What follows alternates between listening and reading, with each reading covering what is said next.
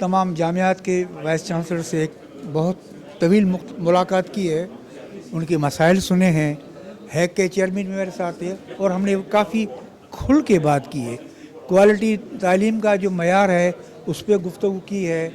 हम टेक्निकल लोग तैयार नहीं कर सक रहे हैं, एक बड़ा मसला है, लेकिन यूनिवर्सिटी के भी काफ़ी मसाइल हैं जो मैंने आज देखा कि शायद ये पहली मरतबा है कि वाइस चांसलर्स को बिठा कर उनके मसाइल सुने गए हैं। मैं समझता हूँ अगर बैठेंगे, मुकालमा होगा तो काफ़ी मसाइल हल होगा। पाकिस्तान के लिए या जो भी है, हमारे लिए तालीम के सिवा और कोई रास्ता नहीं है। अगर हम मयार तालीम दुरुस्त नहीं कर सके तो मेरे भाई फिर अब मैं क्या कह सकता हूँ, लेकिन मैं पुरुमीद हूँ कि हम तालीम के मयार को भी दुरुस्त करेंगे, कोशिश करेंगे। टाइम मुख्तसर है, लेकिन किसी अच्छी चीज़ का बुनियाद डाल जाए। अगर बुनियाद हमने रखा तो आइंदा हुकूमतें भी उसकी तकलीद कर सकेगी।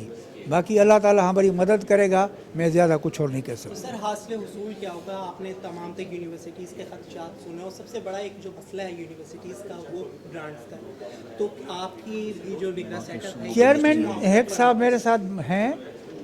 ये हैक हतुल अमकान यूनिवर्सिटी की जो है वो उनको पैसे दे रहा है। देख, जो भी अगर ऐसी कोई बात हुई तो मेरे तक आएगी तो मैं चेयरमैन साहब को भी कहूँगा, लेकिन मैंने जहाँ तक आज सबकी बातें सुनी है कि तमाम एक दो को शायद शिकायत हुई है, बाकी ज़्यादा कोई भी शिकायत नहीं है। हैक तमाम जामियात को की मदद कर रहा है। अगर आपके पास कोई ऐसी बात हो तो मुझे बताइए।